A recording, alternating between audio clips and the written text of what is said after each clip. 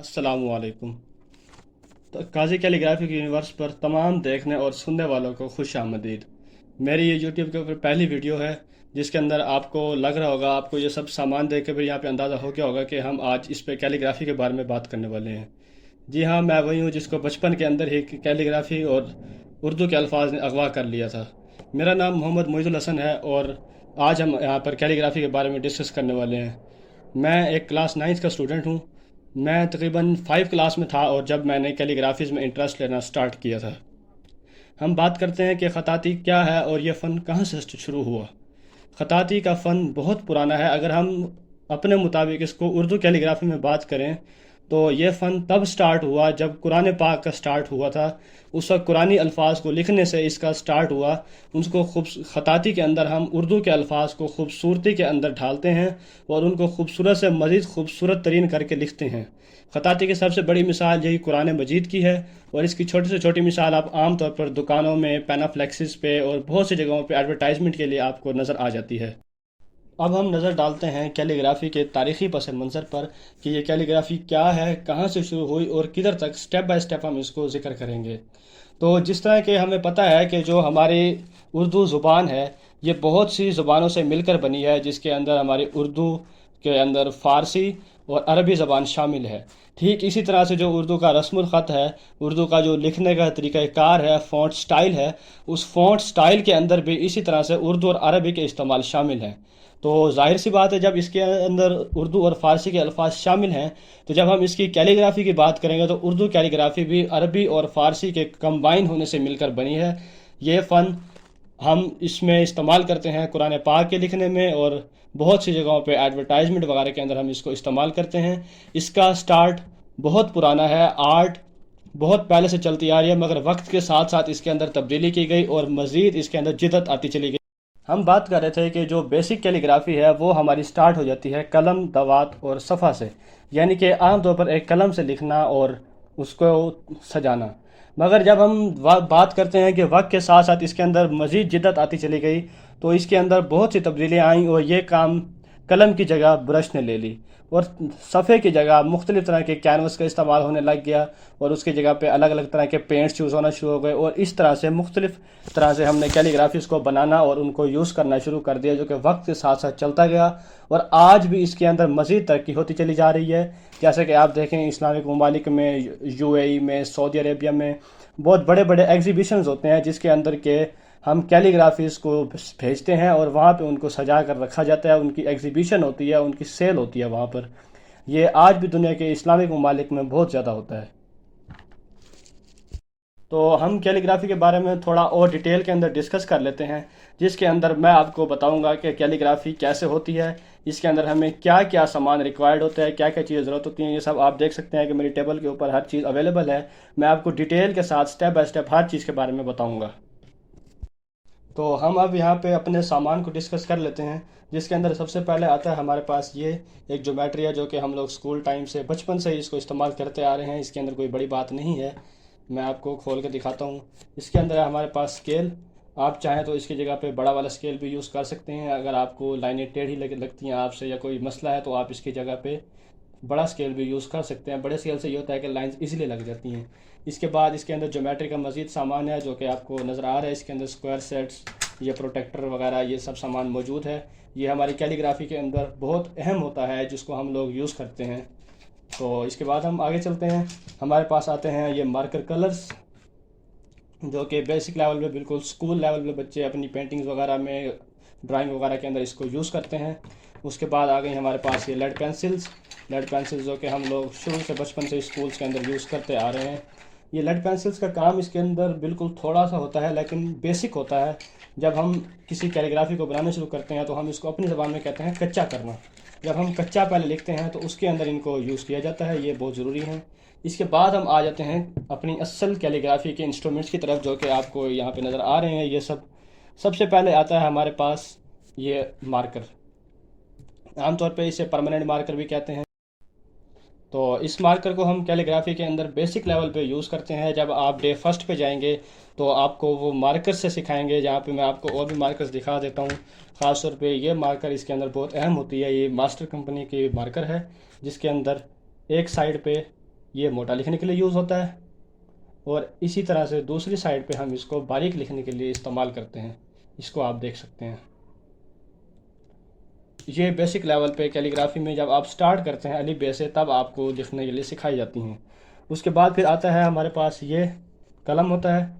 कलम के साथ लिखने के लिए हम इंक को यूज़ करते हैं। मुख्तलिफ़ तरह की इंक्स इसके अंदर हम लोग यूज़ करते हैं, जिस तरह से ब्लैक इंक होती है, blue ink, red ink, green, बहुत से कलर्स की। जिस कलर की आप चाहें आपको इजीली किसी भी बुक सेंटर से या हार्डवेयर की किसी आर्ट शॉप से आपको मिल सकती हैं। इसी तरह से ये दूसरी ज़रा पतले साइज़ की कलम है। फिर ये वाली कलम उससे भी मज़ीद पतली है, और इसके अंदर हमने मुख्तलिफ़ तरह के डिज़ाइंस के लिए इसको बनाया है, अलग अलग तरह की लाइंस लगाने के लिए, ताकि दो गैप वाली लाइंस लग सकें। इसके लिए हमने इसको तैयार किया हुआ है। इसके बाद अब हम लोग बात करते हैं कि जब हम बेसिक कैलीग्राफी या बेसिक कोई पेंटिंग कोई ड्राइंग बनाते हैं जो हम पेपर के ऊपर बनाते हैं, तो उसके अंदर पहला पहला स्टेप जो आता है वो होता है पेंसिल कलर्स का, जो कि हम स्कूल लेवल पे भी यूज़ करते हैं। पेंसिल कलर्स ये मैं आपको दिखा देता हूँ। ये ओरो कंपनी के पेंसिल कलर्स हैं जो आपको डब्बी नज़र आ रही है। ये एक और ये देख लें, ये कलर्स हैं ओरो कंपनी के कलर्स जो होते हैं ये बहुत सॉफ्ट और अच्छे कलर्स होते हैं। अगर आपको कहीं से मार्केट में ओरो ना भी मिले तो आपने कलर्स चेक करके लेने हैं कि वो कलर्स सॉफ्ट होने चाहिए और अच्छे कलर्स होने चाहिए। इसके बाद हम लोग चलते हैं मज़ीद आगे, जिसके अंदर हम बात करते हैं एडवांस कैलीग्राफी की, जिसके अंदर हम कैनवस यूज़ करते हैं, और कैनवस के साथ हम लोग यूज़ करते हैं ये ब्रश और पेंट। पहले पहले हम बात कर लेते हैं ब्रशेज़ की। तो ये आपको अलग अलग साइज़ के ब्रशेज़ यहाँ पे नज़र आ रहे होंगे। ये मुख्तलिफ़ साइज़ के ब्रशेज़ आपको इसके अंदर नज़र आ रहे हैं, जिसके अंदर ये तकरीबन 2 इंच का ब्रश है, ये आधे इंच का ब्रश है, ये आधे आधे इंच के 2 ब्रश हैं। इसी तरह से 1 इंच का भी ब्रश होता है, और इससे बड़े बड़े 4 से 5 इंच के भी ब्रशेज़ होते हैं, जो कि बहुत बड़े बड़े दीवारों के ऊपर लिखने के लिए हम लोग इनको इस्तेमाल करते हैं। इसके बाद हम लोग आ जाते हैं इनके कलर्स की तरफ। तो इसके अंदर 2 से 3 तरह के कलर्स कैनवस के ऊपर ब्रशेस के साथ लिखने के लिए यूज़ होते हैं, जिसके अंदर हमारे पास नाम आ जाता है एक्रेलिक कलर्स का, ऑयल कलर्स का, और इसी तरह से वाटर कलर्स जो है वो तो छोटे बच्चे यूज़ करते हैं। जब आप एक प्रोफेशनल कैलीग्राफी की तरफ आते हैं तो वहाँ पे 2 ही नाम आते हैं, ऑयल पेंट और उसके बाद होता है एक्रेलिक पेंट। मैं आपको मशवरा दूंगा कि आप एक्रेलिक पेंट को यूज़ करें, क्योंकि जो एक्रेलिक पेंट होते हैं ये वाटर बेस्ड होते हैं। जैसे ही आप इसको करते हैं थोड़ी ही देर में ये सूख जाते हैं। लेकिन अगर आप ऑयल कलर को यूज़ करेंगे तो ऑयल कलर्स जो होते हैं वो बहुत देर से सूखते हैं, और उसको बनाने में बहुत ज़्यादा टाइम लग जाता है। जिसके अंदर क्या होता है कि आपकी जो पेंटिंग होती है वो 2 2 3 3 दिन सूखने में लगाती है, फिर आप उसके ऊपर अगला स्टेप करते हैं, फिर वो स्टेप सूखता है, तो ये बहुत लंबा चला जाता है। मैं आपको यहाँ पे एक्रेलिक कलर्स दिखा देता हूँ, ये हमारे पास मौजूद हैं। कीप स्माइलिंग कंपनी के ये एक्रेलिक पेंट हैं, आप लोग देख सकते हैं इनको। ये ऑरेंज कलर, ये येलो कलर और ये रेड कलर के अंदर एक्रेलिक कलर्स हमारे पास अवेलेबल हैं। ये अंदर इसके कलर्स होते हैं। इस कलर्स को किसी भी अलग बर्तन के अंदर निकाल के और फिर इनको यूज़ किया जाता है पानी के साथ, और इसी तरह से बाकी सामान भी आपको मैं बता चुका हूँ। तो ये था आज का हमारा सामान और इंस्ट्रूमेंट जो हमने यूज़ करने हैं, मैंने आपको दिखाए। हमने शुरू से लेके चले, हम बेसिक लेवल की कैलीग्राफीज का सामान मैंने आपको दिखाया, स्क्वायर सेट्स दिखाया, उसके बाद लेड पेंसिल, मार्कर, और इसी तरह हम लोग चलते गए एडवांस कैलीग्राफीज की तरफ, जिसके अंदर मैंने आपको ब्रशेज और पेंट्स वगैरह दिखाए। इसके बाद अब हम लोग चलते हैं थोड़ा सा एक कैलीग्राफी का नमूना देखते हैं, हम लोग एक मॉडल देखते हैं, जिससे आपको पता चलेगा कि कैलीग्राफी किस तरह से होती है और ये क्या चीज़ है, इसको कैसे करना है, आपको इसके बारे में बताया जाएगा। और फिर आपको हम मज़ीद इसके अंदर दिखाएंगे जो मेरा अपना काम है, जो मैंने कैलीग्राफीज़ वगैरह स्कूल लेवल पे बनाई, उसके बाद मतलब एग्जीबिशंस वगैरह के अंदर जो मैंने भेजी, वो कैलीग्राफीज़ मैं आपको दिखाऊंगा इसी वीडियो के अंदर।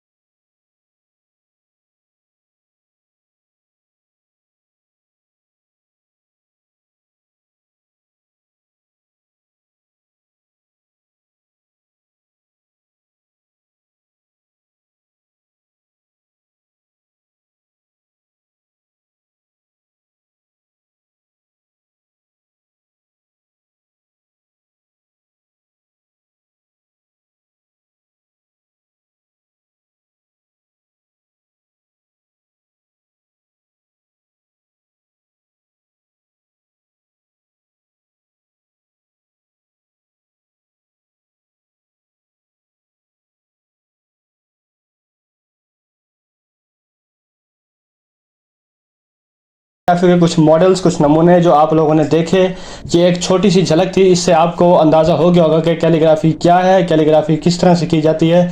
इस बारे में आपको कुछ ना कुछ डिटेल्स मिल गई होंगी। उसके बाद अगर आप सीखना चाहते हैं या अगर आपको कोई और दोस्त सीखना चाहता है तो आप उसको भी बिला झिझक हमारे इस चैनल को सब्सक्राइब करें, आप उसको हमारे इस चैनल के ऊपर लेके आएँ। हम हर हफ्ते एक नई वीडियो अपलोड करेंगे, बिल्कुल बेसिक लेवल से। जिस तरह से एक कोर्स सिखाया जाता है उसी तरह से हम पहले आपको अलिफ-बे लिखना सिखाएंगे, उसके बाद एक एक करके अल्फाज को जोड़ना सिखाएंगे, फिर उन अल्फाज को जोड़ के उनके अंदर डिज़ाइनिंग पैदा करना सिखाएंगे, उनके ऊपर एराब लगाना और उनको खूबसूरत कैलीग्राफी के अंदर लेके आना। उसके बाद फिर जो हमारा नेक्स्ट कोर्स होगा, नेक्स्ट कोर्स हमारा होगा मॉडर्न कैलीग्राफी से रिलेटेड, जिसके अंदर आपको पेंटिंग सिखाई जाएगी और पेंटिंग के बाद आपको पेंटिंग और कैलीग्राफी को मिला के मॉडर्न कैलीग्राफी किस तरह से की जाती है उसके बारे में आपको इस वीडियो के अंदर, इस चैनल के ऊपर सिखाया जाएगा। अलग अलग वीडियोज़ बना के अपलोड की जाएंगी। अगर आपको पसंद आई हो तो आप हमारी वीडियोस को लाइक करें, हमारे चैनल को सब्सक्राइब करें, ताकि आपको आगे आने वाली तमाम वीडियोस हमारी मिलती रहें, और साथ में बेल आइकन को लाजमी दबाइएगा। मिलते हैं अगली वीडियो में, तब तक के लिए अल्लाह हाफिज़। अल्लाह ताला आप सबको अपने हिफ्ज़-ओ-अमान में रखे। शुक्रिया।